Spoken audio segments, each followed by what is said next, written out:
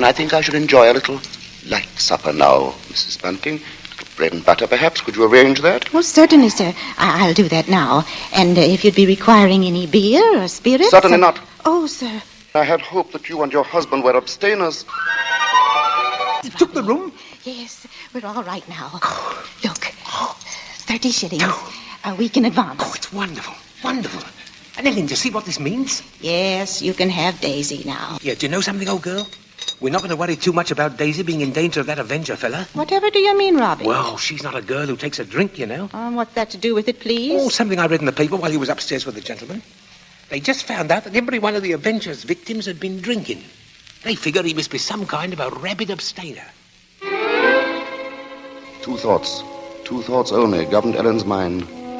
The lodger's light supper and her own good fortune at having such a lodger. She started up a staircase to Mr. Sleuth's room. She has cast down many wounded from her. Yea, many strong men have been slain by her. Come in. And to know the wickedness of folly. Why, Mr. Yes? What is it? Those pictures. Those pretty girls. You've turned all their faces to the wall. That strange action was the beginning of Ellen's concern. Soon there came to her a recollection of the black Inverness cape, the small, narrow bag, the urgent matter of alcoholic drink. And these details began to shape themselves into a pattern which grew more disturbing with each passing hour. How could there be anything really evil about so religious a gentleman as Mr. Sleuth? But for her there was no more sleep, merely a tormented state of half-consciousness. Horrible murder. That was the piercing scream of a newsboy far down the street.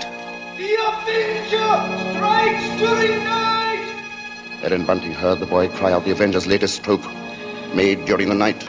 Ellen's first glimpse that morning of the grey-faced lodger brought the sleepless night's warm terror full to the surface. But on the next instant, she saw the pitiable, helpless weariness in his eyes. She found that she was hoping desperately that her fears were unfounded.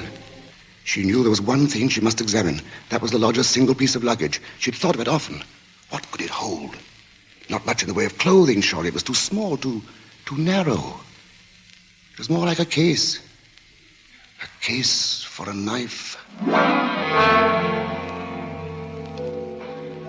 It was along toward noon that Ellen found her opportunity to search the lodger's room. Soon after Bunting left to meet Daisy, Mr. Sleuth himself walked from the house. Ellen watched the tall, thin figure in the black Inverness cape disappear down the street, and then she rushed upstairs, into the room. Quickly, she moved to the closet. It was no different from what it had always been, utterly empty. She found nothing under the bed. She went then to the chest of drawers against the wall. She opened the top drawer and found inside nothing but a frayed shirt, 2 handkerchiefs. The next drawer, underclothes, socks.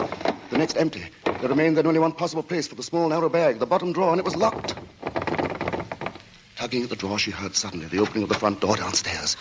Panic-stricken, she rushed out of the room and down. Upstairs, Ellen? Ellen, Daisy's here. Oh, Mother Ellen, it's so good to see you. And whatever's the matter? Yes, you've gone quite white. Oh, well, I'm all right.